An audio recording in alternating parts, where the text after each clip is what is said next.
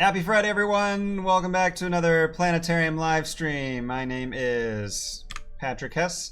I'm your Planetarium specialist at Union Station. Thanks for tuning in for a bit of a different stream. It's been, I don't know, like about 10,000 years since we've done a stream on a Friday. So that's really exciting. But thanks for dealing with a change of schedule this week since Science City and the Planetarium were closed. We were working on getting things ready for the fall, doing a lot of cleaning, a lot of programming, all that good stuff. So we're going to switch things up this week and do a little Q&A live stream. So right off the bat, start thinking of your awesome and craziest questions. No such thing as a stupid question. You just might get a stupid answer. So think of your best questions to ask me, and we'll just have a dialogue. We'll be talking, and I'll try to answer your questions. I'll try to show you different things in some of our 3D softwares. And no question is too crazy. So, any question or comment you have, or if you just want to say hi in the comments, I'm trying to watch the comments section right now. So if you're watching from Union Station, our Union Station Facebook page, or the Planetarium Facebook page, just comment in there and I'll try to keep an eye. If you're watching from our Science City page as well, you can comment there, although I'm not sure we're live at Science City yet. Maybe we can double check that, but yeah, anyway, ask your questions, and I'm going to give a couple minutes for the questions to start piling up. In the meantime, I'm going to go ahead and go over some space news to maybe inspire some questions for you all. So let's see what happened this past week in space news. So let's see here. All right, so this is kind of fun. A question I often get, and sorry if you're planning on asking this question, but why do we go to space? Why are we in the International Space Station, except for just to float around and throw M&Ms at each other? But there are reasons why we want to go to space besides just space exploration. There are a lot of medical research going on in space that can only take place in zero gravity. For example, this little news article popped up earlier in this week that researchers are doing research on muscle growth in the International Space Station. Now, this is relevant to astronauts because when you're in space, you don't have your body isn't being acted upon by normal resistance that we experience from gravity here on Earth. And so astronauts often experience muscle atrophy, where their muscles sort of degrade if they don't work out. So astronauts often have very rigorous workout regimens. So they're doing research on mice on the International Space Station. And you can see this mouse here is really bulking up for whatever treatment they're giving it. Basically, they're injecting a certain type of molecule that causes a reaction that works really well in space. And besides just space travel, though, this type of research could potentially benefit other people who have issues with muscle atrophy, like people who are bedridden for diseases or in a coma, people with cancer, other diseases. Obstructive pulmonary disease is on this list. And a couple other things. So, there's some really important research being done on the International Space Station besides just floating around and having fun.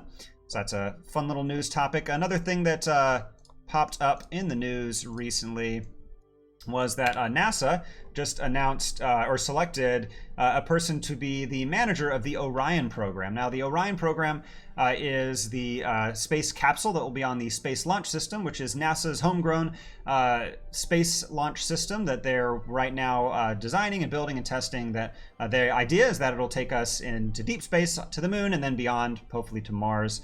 And the Orion program is the capsule, the actual command module that the astronauts will be in to control the rocket.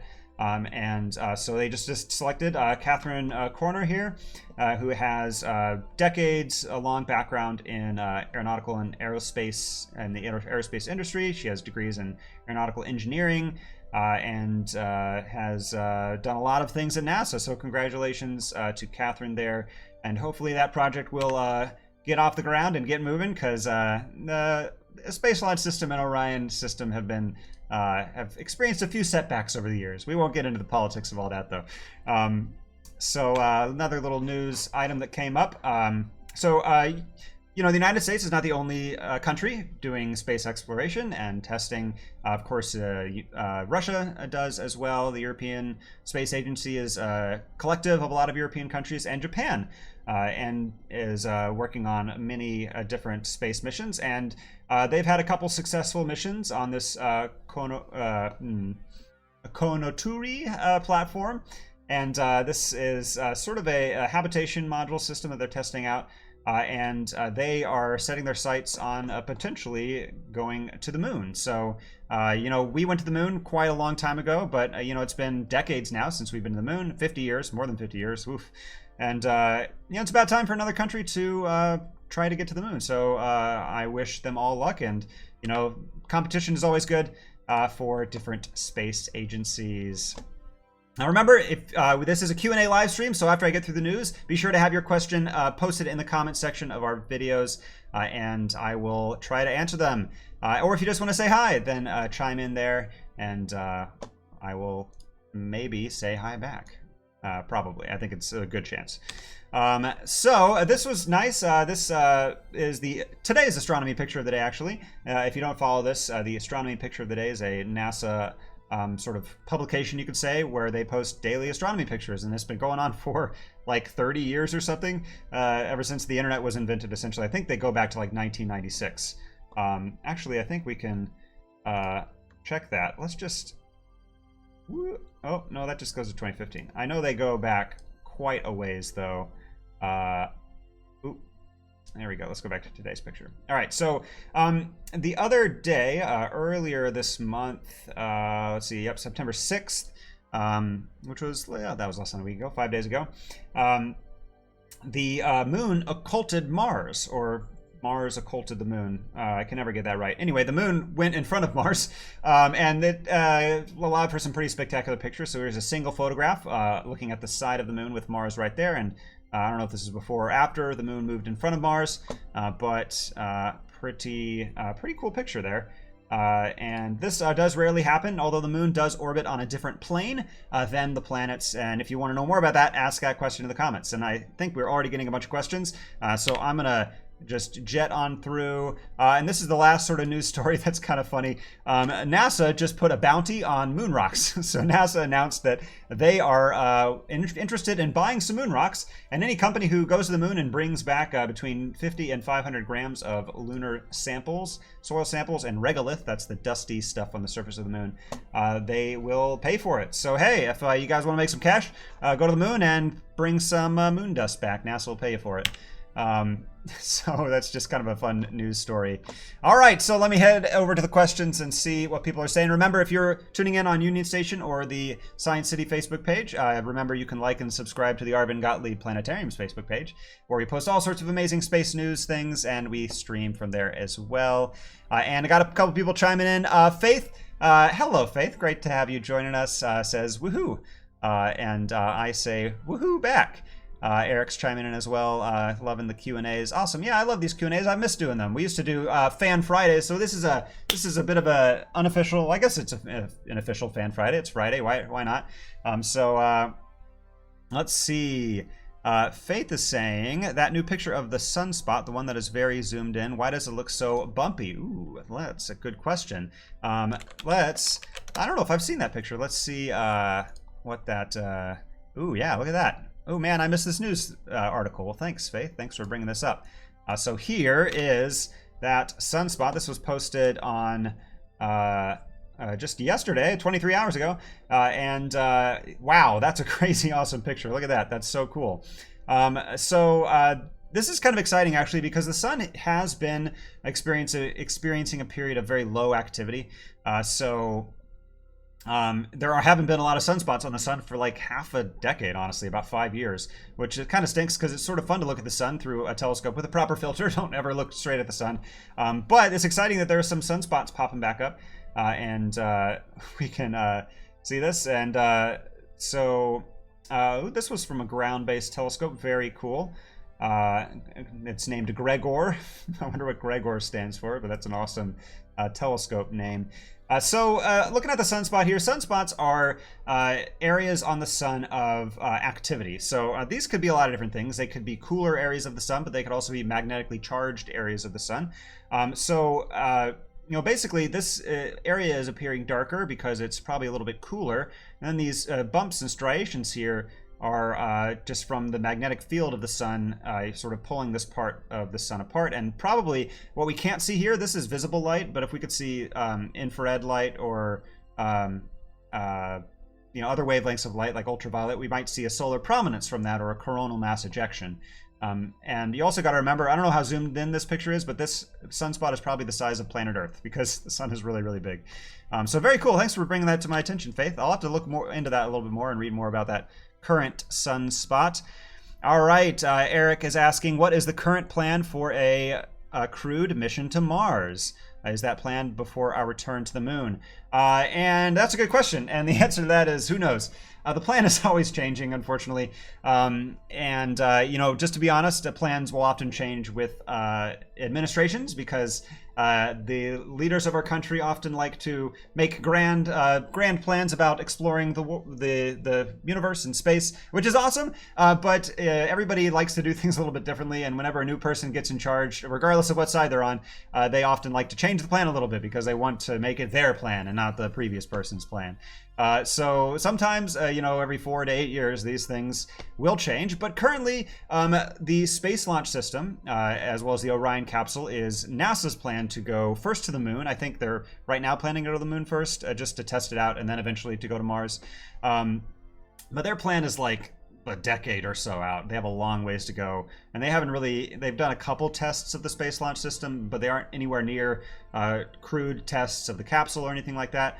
There's SpaceX, the private company that is working on their Starship rocket, which is quite a bit larger than their Falcon rocket. They've done a couple tests. I think I brought it up as a news article a few weeks ago, but they did a successful hot test of the Starship rocket, where they kind of lifted off, I think, like 150 meters and then landed safely again without exploding, which was, I think, the 5th time's the charm because the previous 4 tests exploded. But that often happens when you're designing rockets. So they're still working on that. They have a long ways to go before that rocket is even orbital capable, and then at that point they're gonna need to go to the moon and test it out. SpaceX always has some very aggressive timetables for their plan, and I think last I checked they were wanting to get to Mars in like 2023 or 4. We'll see if that happens. I love the optimism, but these things are often on sort of a separate time scale. But the great thing about this is that there's competition. There's also Boeing, who is working with NASA directly on a lot of rocket designs, and there are other companies. There's Blue Origin, and there is Virgin Galactic. So a couple different competing companies, and then there are other countries as well. And if Japan gets back to the moon and they start looking towards Mars, then we might want to speed things up here in the United States. So who knows? Who knows what'll happen? We've got a little ways to go though before we get there. But a couple years, hopefully we'll have a rocket that at least is promising and is going to space, and then we'll start talking about getting to Mars. I'm gonna bop on over to the Union Station page, getting a lot of comments. Danielle is saying hey, and I'm saying hey back. Looks like McDowell is saying hey as well, and Dina, a lot of hays with wave emojis, awesome.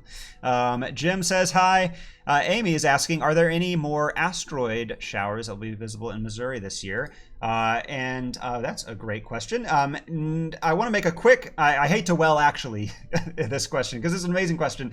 We refer to them as meteor showers. Asteroids are usually objects that are orbiting the sun in the asteroid belt, but meteors are clouds of debris that are sort of in the way of the Earth, and as the Earth passes through these clouds, we get predictable meteor showers. So there are a number of meteor showers, known clouds of debris, that are sometimes just sort of clumps of rock in space. Sometimes they're the leftovers of the tail of a comet. But there are quite a few meteor showers. Let me just pull this up here. This is the American Meteor Society. That's a fun organization. Who wants to be a part of that? That sounds cool. And this has a list of all the known and regular meteor showers. And it also should give you sort of a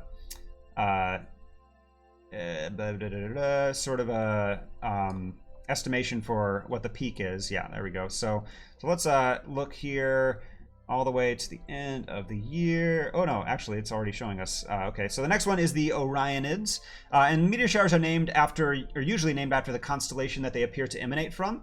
So the Orionids will be towards Orion, which in October and November will be rising pretty late at night, like close to midnight. So you'll have to stay up a little bit late to see it. They say this is a medium strength shower though, and you'll be able to see, let's see, 10 to 20 per hour. Yeah, so about 10 to 20 meteors per hour. And as they're entering the atmosphere and igniting, we call them meteorites. And when they're in space, they're meteoroids, and when they crash on the Earth, they're meteors. Very complicated naming. But that'll be coming up at the beginning of October, and it peaks on... I just looked this up, actually. It should peak, I believe, on Wednesday, October 21st. So that'll be sort of the heart of the cloud that we pass through, and that'll be the night when it should be the best. But if you just do a quick Google search for next meteor shower, you'll find a whole list of those, and you can usually catch a decent one once every month or two. And there are a couple really famous ones that are really big and bright. But great question, Abby. Amanda says, incredible! With this emoji and a fire emoji. I'll take that. I assume that's like a whoop whoop. I hope, Amanda. Casey says, hey, Patrick, I saw you with my wife and kids on Saturday. Oh, great. Well, nice to virtually see you back here on the live stream. Oh, I'm glad the kids loved Sesame Street. So we got a big bird show at the Planetarium, which is really awesome. And there may even be a guest appearance by Elmo. Spoiler alert.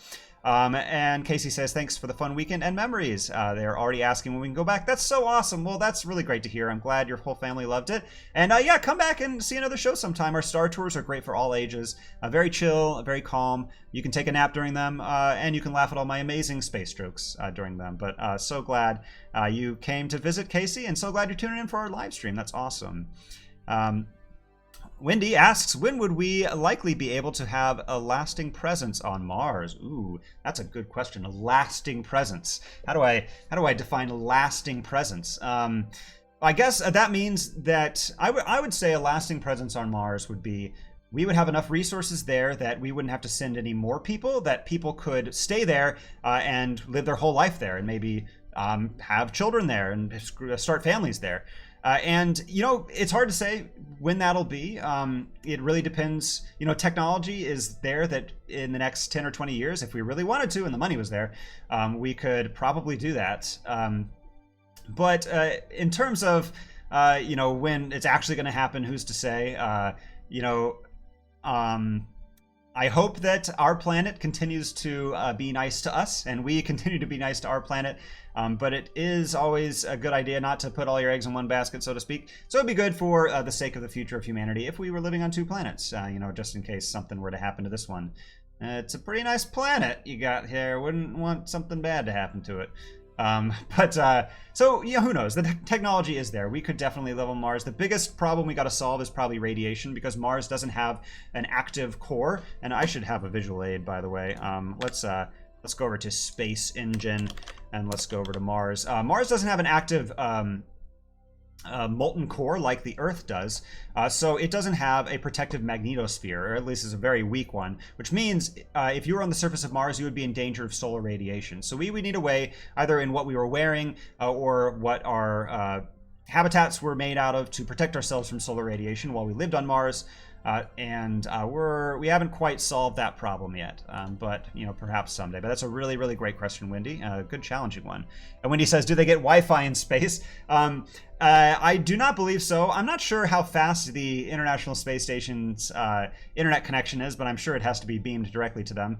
I will say, though, that there are companies like SpaceX and Amazon have announced plans to send satellites to space to bring internet access to the whole world. SpaceX's mission is called Starlink, and they've been launching satellites 60 at a time. They're going to send over 1,000 of them into space.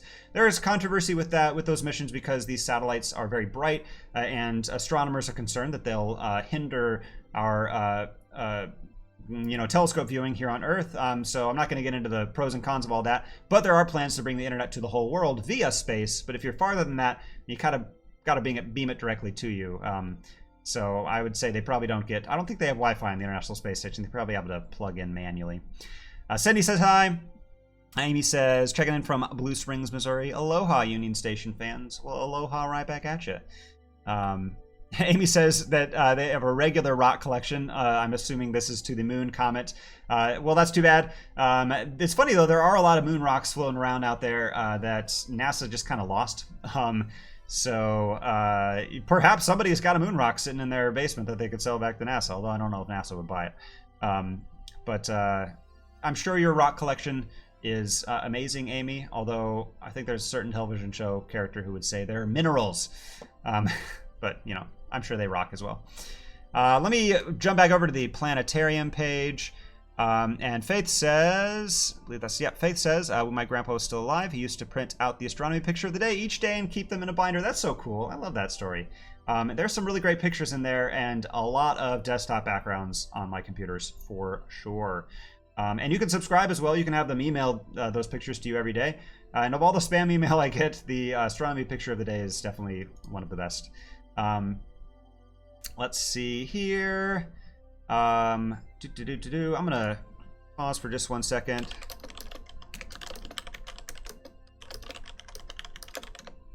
All right. Eric says, can you adapt a few of your live stream topics for Planetarium shows, particularly some of your sci-fi streams? Ooh, that's a good question, Eric. And I probably could, and perhaps that's something I'm thinking about in the future. You know, this is stream number 38. So by the end of this year, we're going to have over 50 live streams. And I've basically written an entire show every week for the past, like, 6 months. So it would be kind of dumb if I didn't reuse these. So, you know, I would say there's a good chance we will revisit some of these topics in greater detail. I have definitely kept all my notes for all of them.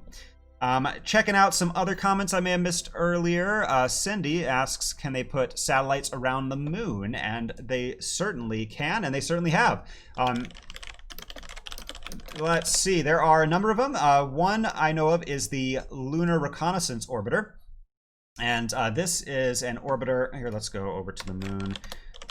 This is an orbiter that's been around the moon for quite a while, since 2009. It was launched in 2009, so well, it got there then. Doesn't take that long to get to the moon.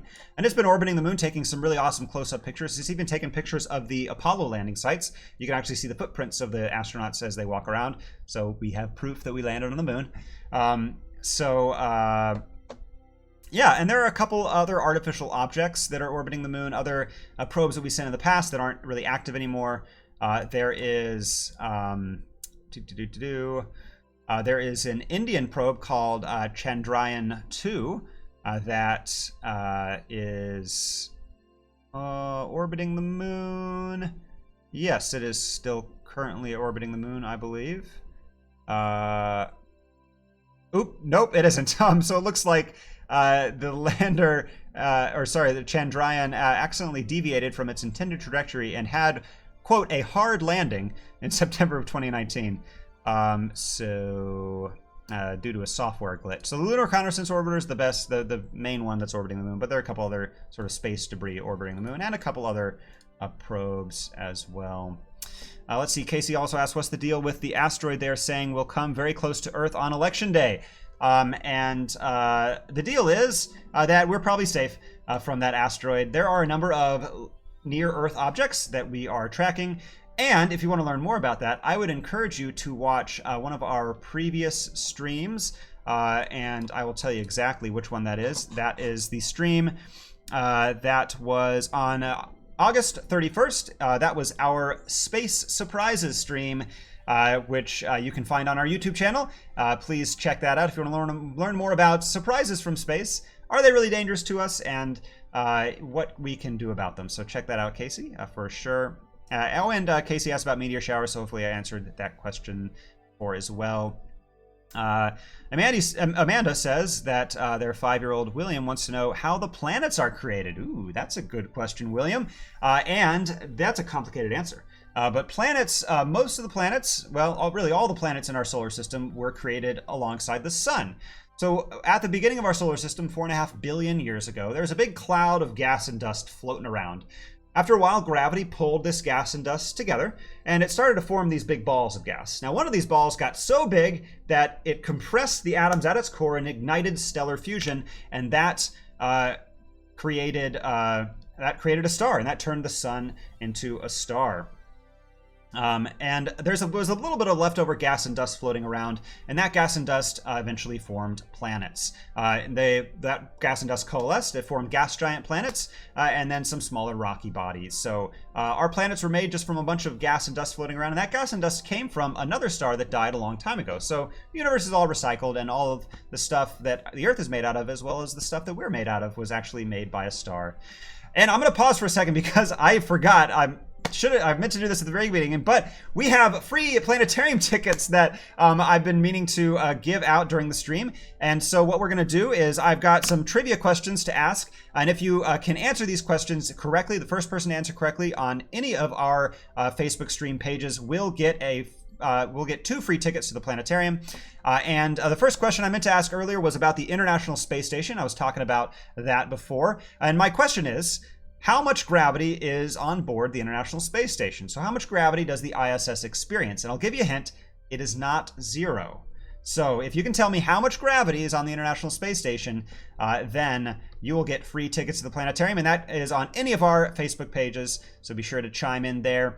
And in just a minute, I will ask the second question. But don't let me forget. Everybody yell at me in the comments if I forget. Let's continue on here, and let's see. Let's go back to the planetarium stream. Okay, satellites around the moon. Answer that question. Eric asks, would I go to Mars? And the answer is probably, if they had a decent Wi-Fi connection and I could get access to Netflix.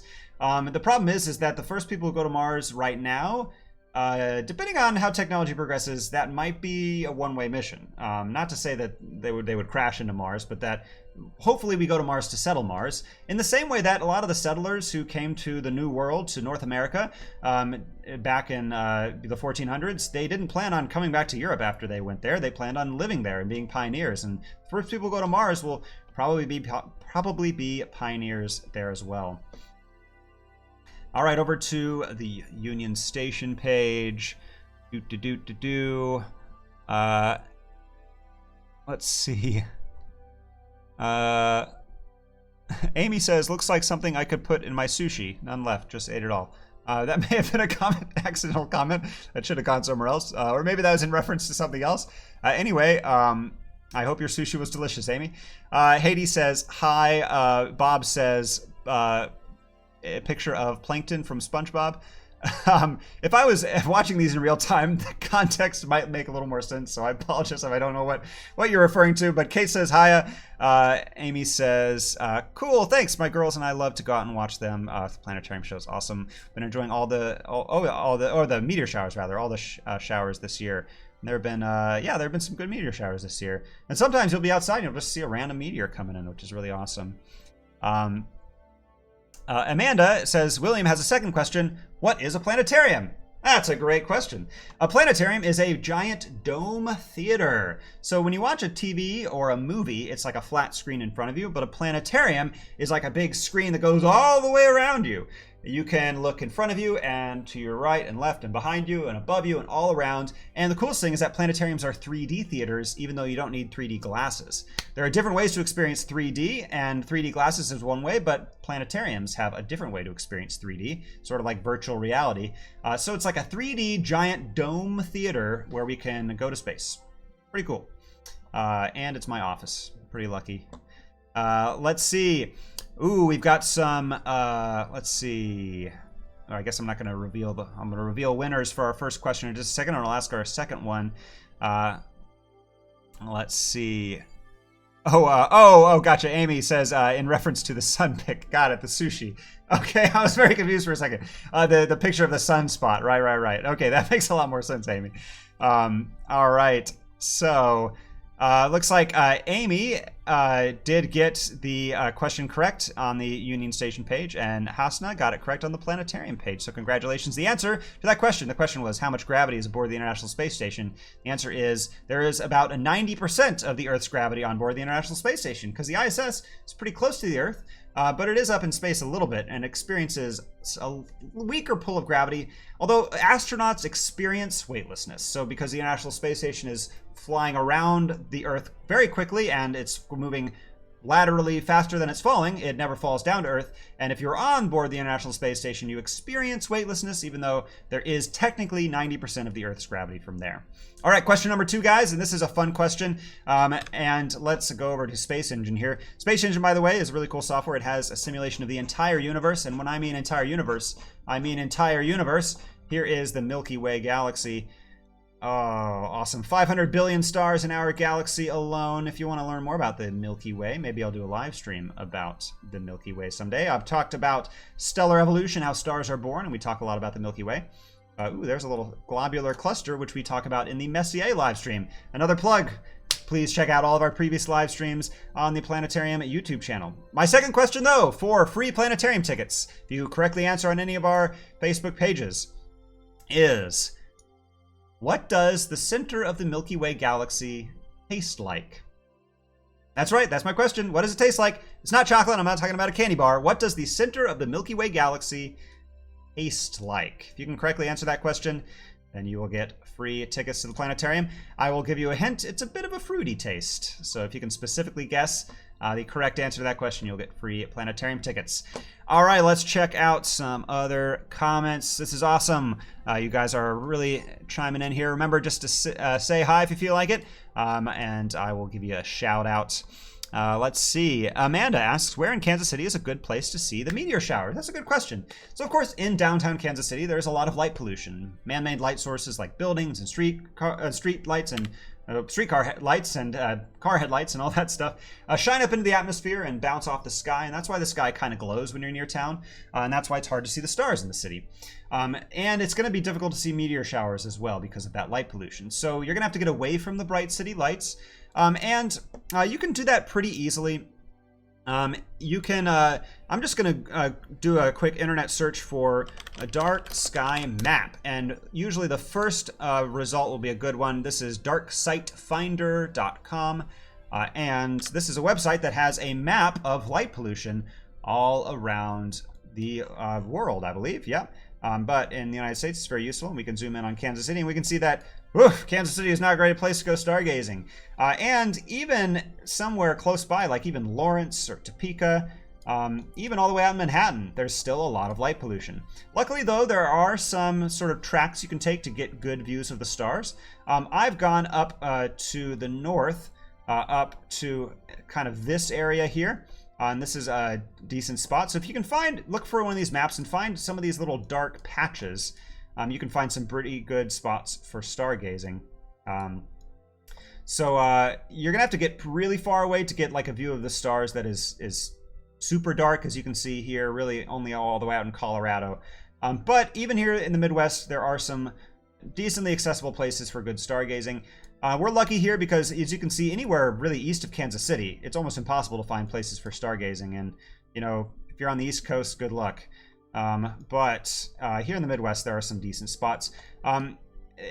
As for, you know, places that are sort of central to stargazing, if you go south down to Lewisburg, although it's still in decent amount of light pollution, the Astronomical Society of Kansas City have an observatory down there called the Powell Observatory, where they do star parties often. They may not be doing them this year because of the current quarantines, but usually they do weekly star parties where their members will set up telescopes and coach you in finding different objects in the sky. So that's a good spot, but I would just reference one of these maps, and honestly, I would just plan, I'm going to drive an hour and a half out of town, and just kind of find a spot, find a park in one of these smaller towns.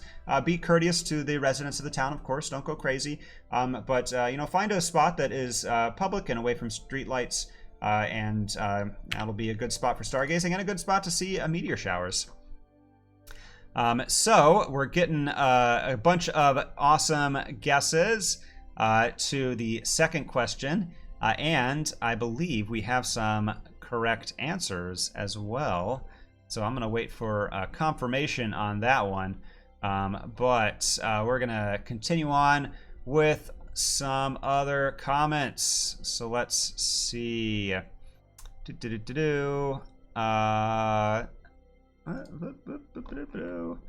I get? All right, so yep, I talked about meteor showers. Amy also says that they have volcanic rocks too. Ooh, very cool. Volcanic rocks are awesome as well. Let's see. Remember, if you have any questions or comments or just want to say hi in the comment section, be sure to do that. Let me check the Science City page. I'm not sure if I see... Oh, it is. I do see a live... oh, technical difficulties. Let's see. Oh, nobody's commenting on the Science City page. That's okay. All right. All right, so I'm seeing... Let's see. I think I can see who got the first question right. I believe it looks like Casey got it right on the Union Station page. And we're still waiting on the Planetarium page, although I guess somebody can look over on the Union Station page and see the correct answer. Remember, if you can correctly answer that question, you get free tickets to the Planetarium. And you can come see one of our star tours. All right, I'm going to go ahead and ask the third question, though, just because things are kind of petering out, and that's okay. It's Friday night. You guys are all out partying safely, I'm sure, and social distancing, so you're definitely not out partying. Anyway, my last question is going to be a little tie-in and tease for our live stream on Monday. And the third question is, which planet has flying saucers orbiting it? All right, so there's a planet in our solar system that has a flying saucer, actually multiple flying saucers orbiting it. What planet is that? Flying saucers. What planet has flying saucers orbiting it? All right. Oh, it looks like for that second question, we actually had a number of people answering correctly. Haiti, Casey, and Amanda all answered at the same time. So you're all going to get tickets. So congratulations. And the correct answer to the second question, was, what does the center of the Milky Way taste like? Is strawberries. So astronomers have found a giant cloud of gas and dust at the center of our galaxy that contains lots of this chemical called ethyl formate, which, strangely enough, is the chemical that gives strawberries their taste. So ethyl formate is at the center of our galaxy, and so the center of our galaxy might taste like strawberries. I wouldn't recommend eating it, though. Ooh, there's a cool nebula. If you have any requests for places to visit, then I'll take those as well. Where do you want to go? We've got the entire universe at our fingertips. I've also got our simulation software. If you want me to do a crazy simulation crashing two planets together, that could be kind of fun. So if you want me to do that, then just let me know. We'll see if I can crash my computer like last week's stream. All right. Eric guessed Earth for that for the third question. Earth does not have flying saucers orbiting it that we know of, or that the government has told us about. Aliens! I'm not talking about alien flying saucers, though. So, just a little hint there. While we're waiting on people to answer that last question, and if you have any requests, remember to chime in.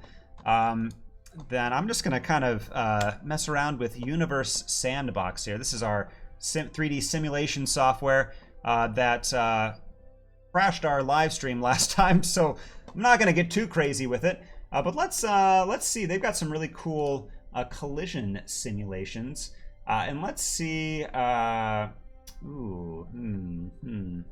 last time I did this, it did crash our stream. Let's do something a little simpler. Let's see. Ooh, we've got some explosions. That's pretty fun. We did the supernova, and that crashed our computer last time. So maybe we won't do that. This is pretty cool. So Betelgeuse is one of the stars in the constellation Orion. And this is our solar system, or what it would look like if Betelgeuse was the sun. Actually, what I'm going to do is I'm going to load our solar system. So this could be kind of fun. So if you have any requests for... I'm going to replace the sun with different objects. And let's see what happens. So we can go over here, and I can replace the sun with, let's say, Betelgeuse, that red giant star. And we've paused time. Whoop! Uh-oh. Well, Betelgeuse just ate all of the inner planets, so that's pretty exciting. And if I press play here, we can see that our solar system is going to be a bit messed up. And I'm going to fast forward a little bit here. And well, it looks like it's already absorbed Jupiter, and it looks like Saturn's going to crash into Betelgeuse as well. Well, it's not looking too good for our solar system. Now, this is going to happen to our sun. It will turn into a red giant, not quite as big as Betelgeuse, so it will absorb the inner planets, but that's not going to happen for another 4 billion years. Let's see. So it looks like for that second question, we had a couple answers for raspberries, and we'll call raspberries close enough. I think that's a close enough answer. It tastes like berries, I guess. So any guesses for the planet that has flying saucers orbiting it? Ooh, we do have a couple answers actually. I think we may have the correct answer to that. Let me load up the solar system again here, and I'm going to do this experiment. I'm going to replace the sun with a black hole, but I'm going to do it with a black hole the same size as the sun. So when I do that, and I'm going to focus on Earth here. I'm going to press play, and our solar system actually will not really change, because even though the sun is a black hole now, its mass is the same size, and its mass is ultimately what's important for defining the orbits of objects in our solar system.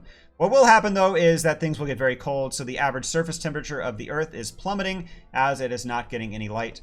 Now, I will say that there is one thing that is kind of inaccurate about this simulation, but if the sun immediately turned into a black hole right now, we would notice for 8 minutes and 20 seconds, because that's how long light takes for it to reach from the sun to reach the Earth.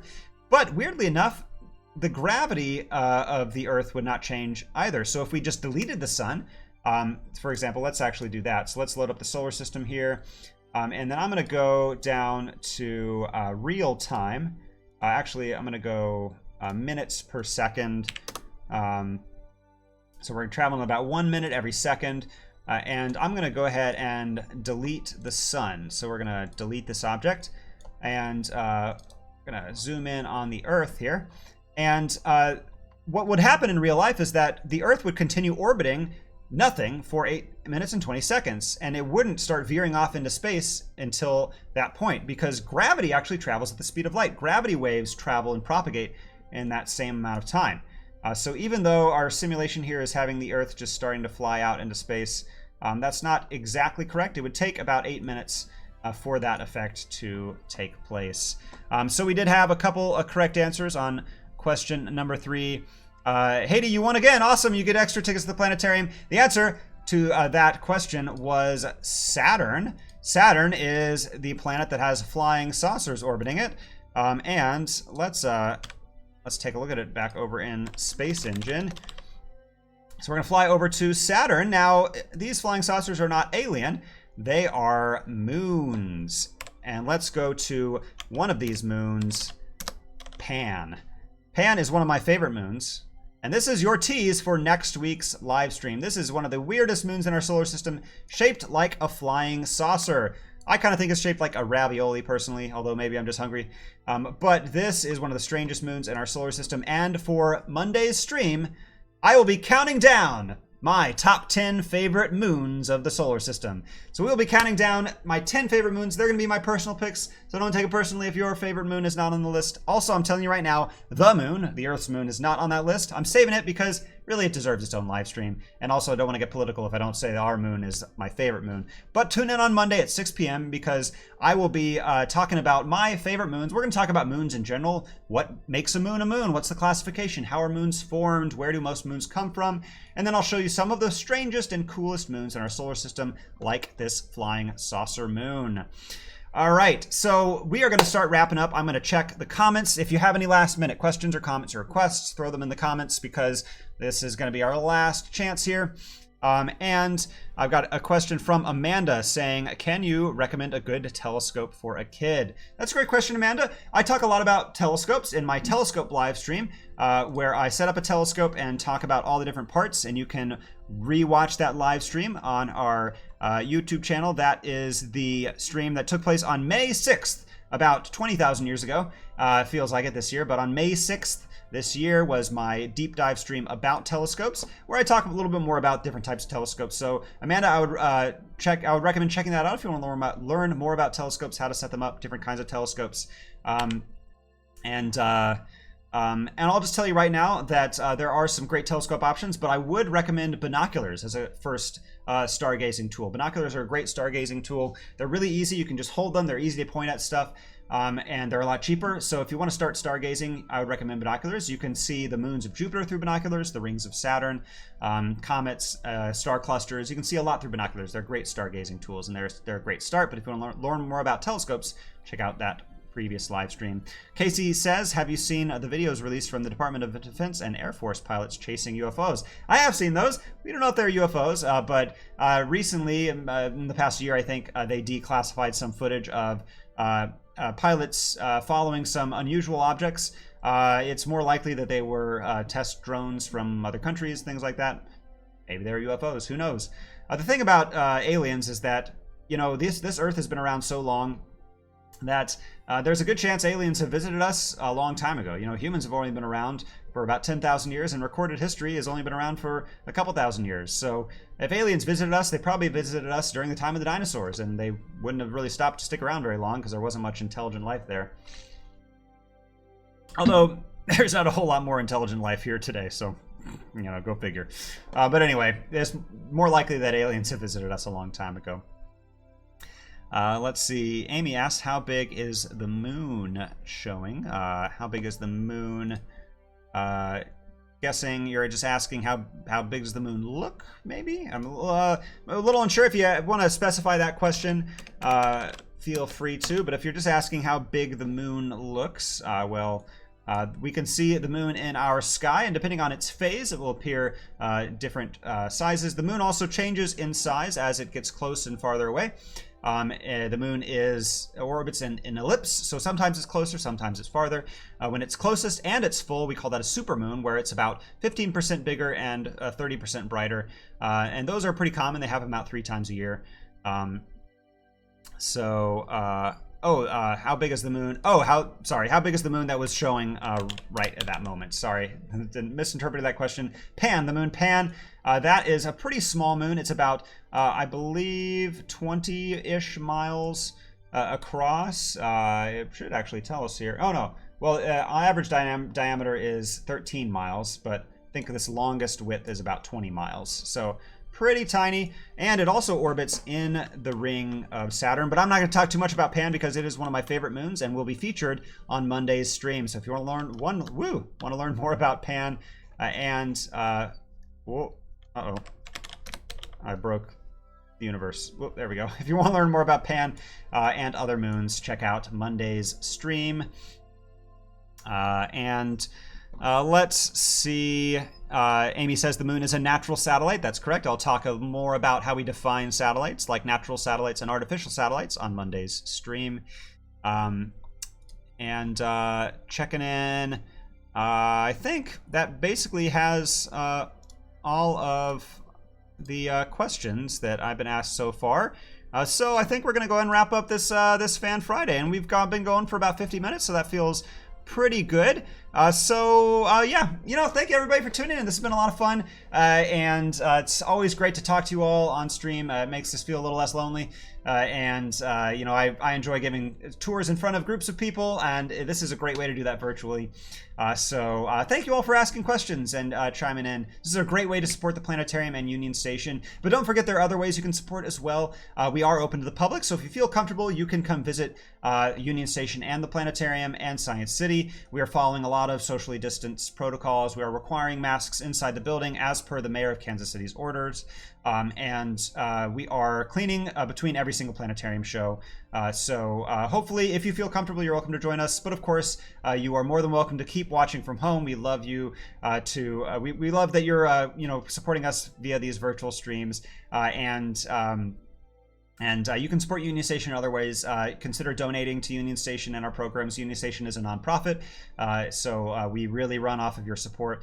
Yeah, thank you. On a personal note, thanks for watching. We've been doing these for quite a while, coming on 6 months now.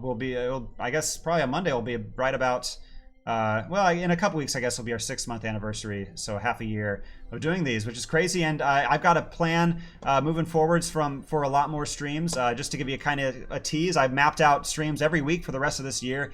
And I plan on doing some more fictional astronomy. We talked about movie astronomy, but I owe you guys a TV astronomy, so maybe we'll do a little Star Trek action in there. And if you have any other requests for TV shows we could cover on that stream, be sure to let me know.